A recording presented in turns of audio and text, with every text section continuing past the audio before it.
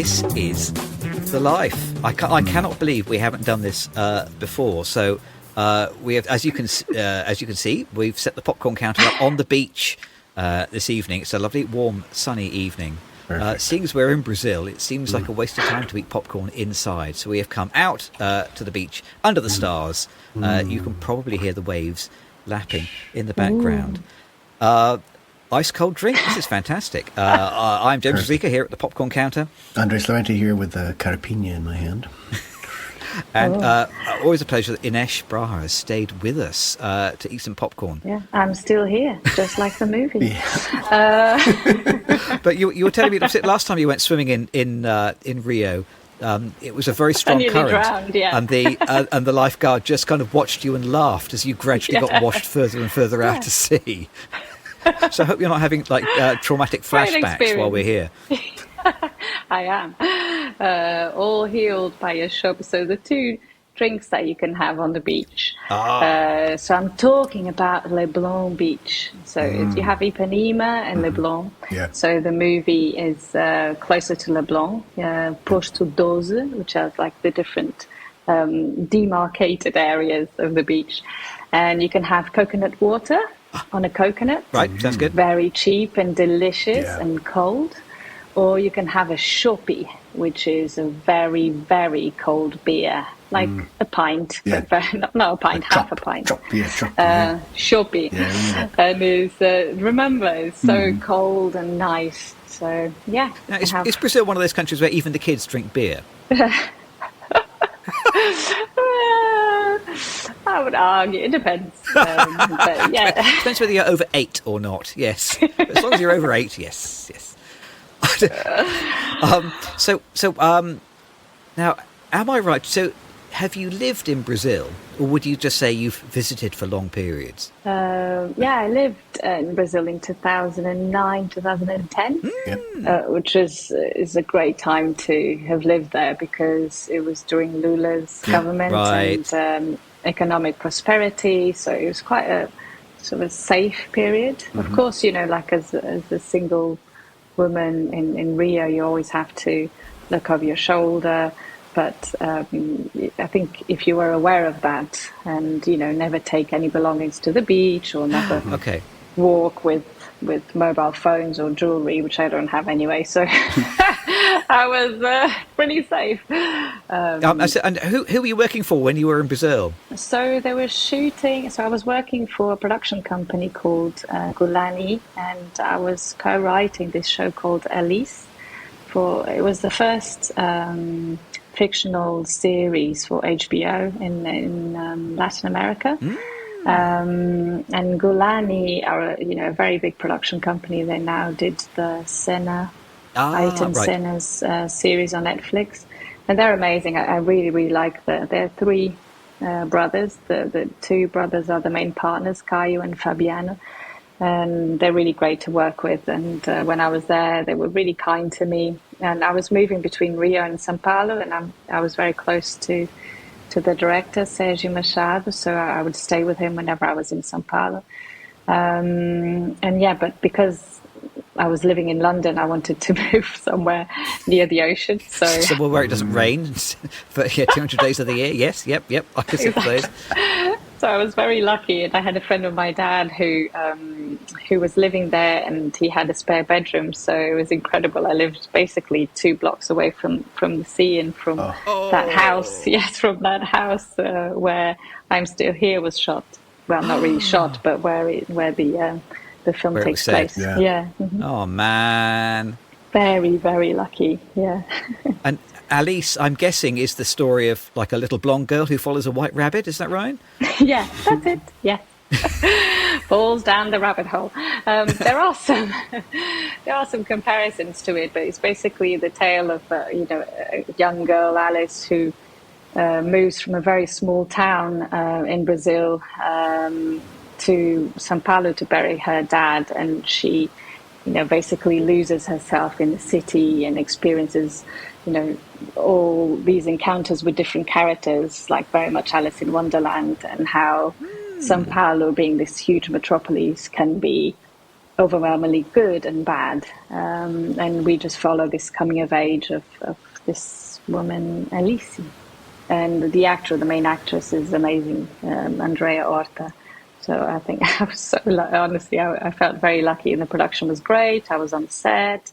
Sergio always wanted to keep me involved, and the collaboration with Karim Ainuz was also very good. And he went on to, do amazing things. Like he directed Jude Law and Alicia Vikander and Henry. What was the name? Henry V's wife. What's it called? Did you see that film?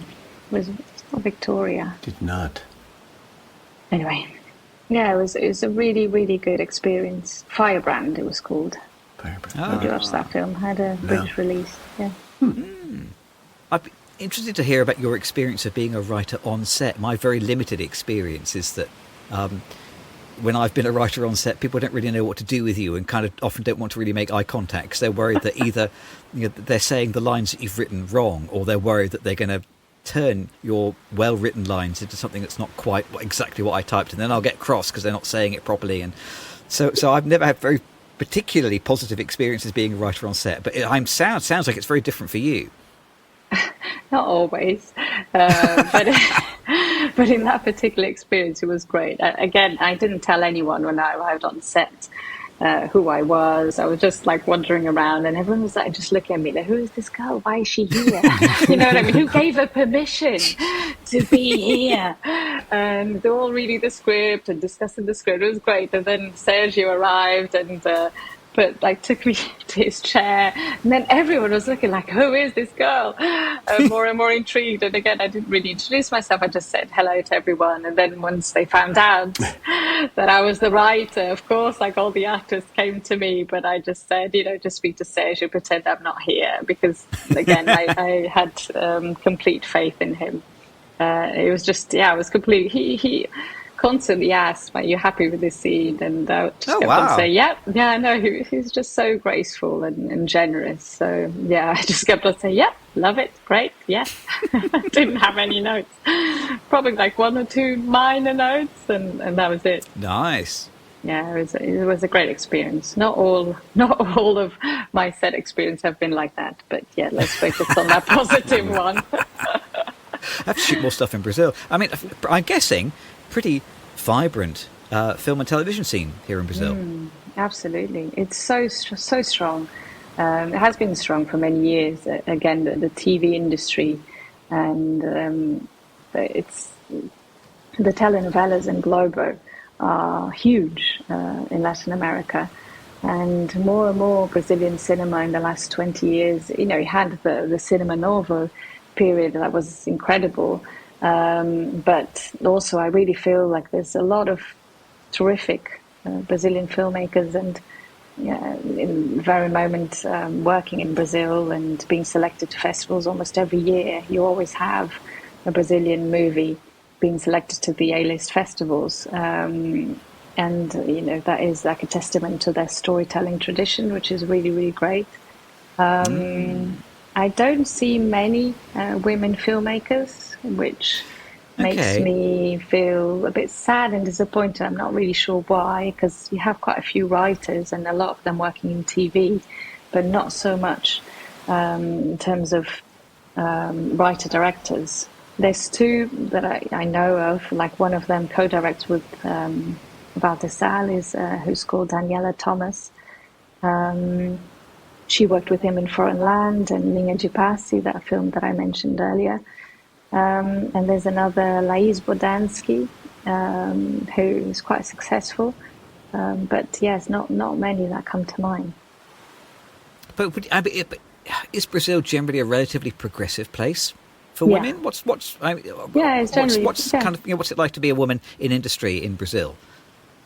I feel it's quite progressive. Again, we're talking about the arts. There's a lot of violence against women in general in Brazil. It's a very, very violent place, and there's a lot of abuse against women, and that is a huge, huge problem. But there's quite a lot of prominent artists, women artists in Brazil, especially in São Paulo.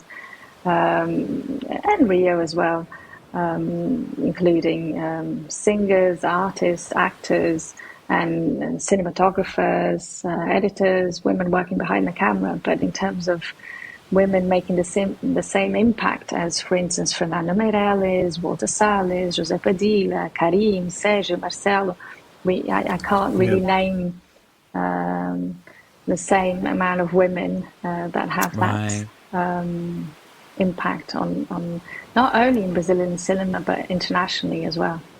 And have you got a bit of a notion of what drives this this kind of atmosphere of violence? Is it? I mean, is there? Because as a complete outsider, and we already know from last week, as I've explained, I know absolutely nothing about Brazil at all. In the same way, I know absolutely nothing about pretty much everything. But I think again, if you stopped 100 people on the street in Britain and asked them, "Well, what do you know about Brazil?"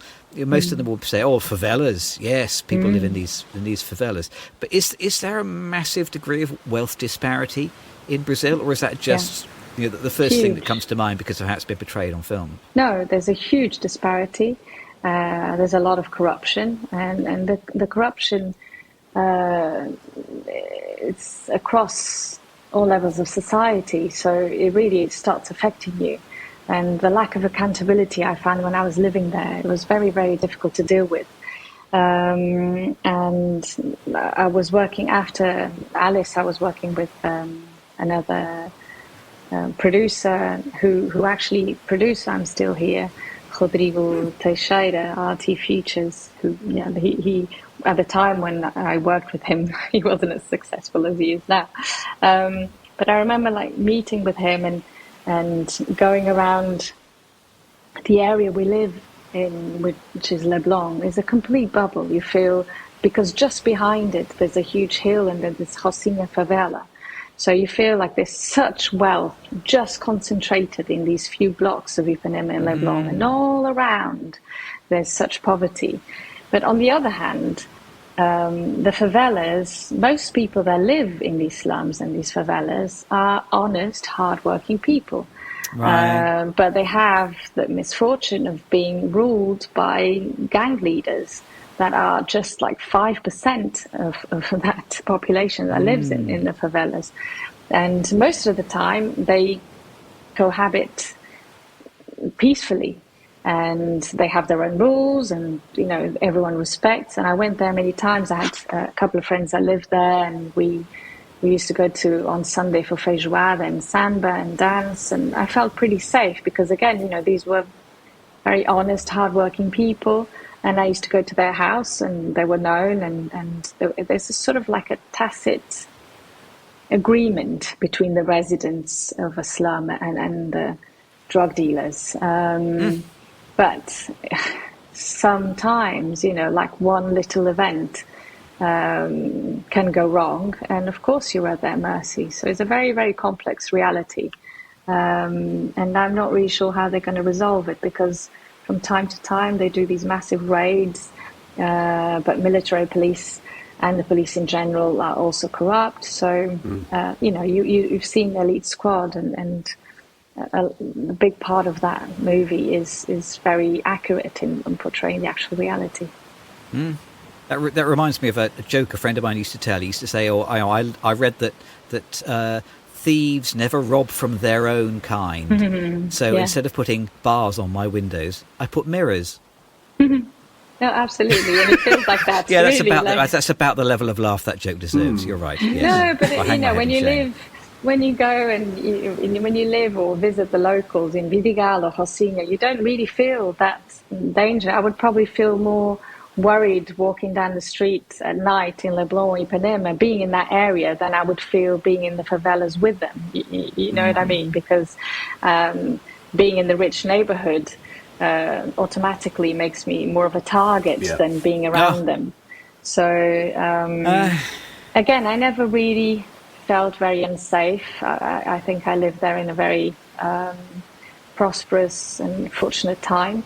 But I was, again, very aware that I had to be alert at all times. Being a woman, there's a lot of rape and, again, abuse. And so it's still very much a violent society, but very complex. It's quite difficult to express the beauty and the charm that Brazil and Rio have, because it is fascinating. There's so much joy, there's so much music, there's so much color, there's so much diversity, genuine multiculturally.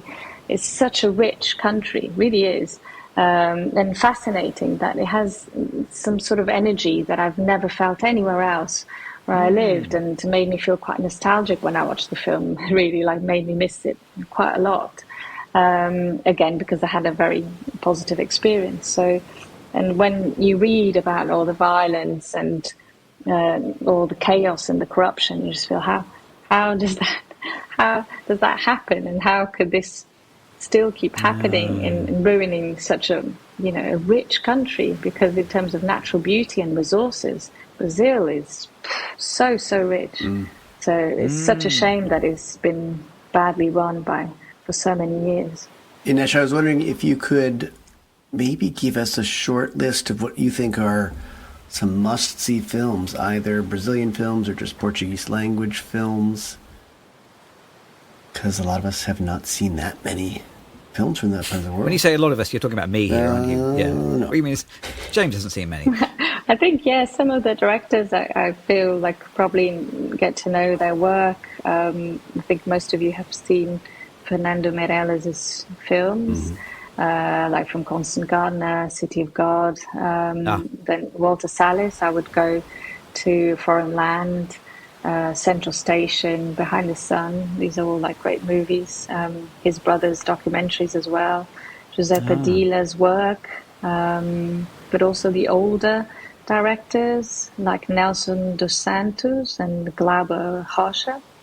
And more contemporary, you have Karim Anus, who I had the great fortune of working with, and Sérgio Machado.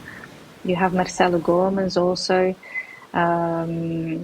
All of these have such an interesting body of work, and there's also like a movement coming from Recife, which is a region in Brazil. There's a director called Kleber Mendonça Filho, and he did Bacurau and Neighboring Sounds. I don't know if you saw that, but those are really interesting films. Definitely worth watching. And if you had to point out a central unifying theme for Brazilian cinema, and I'm glad you can't reach through the computer now and clip me around the ear,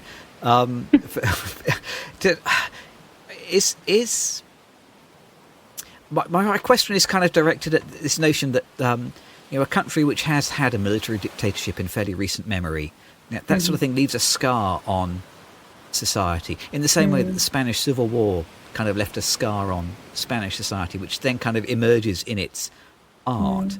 I don't know whether is there like a unifying theme that you can spot in Brazilian cinema, which arises from this complex and unique history that the country has.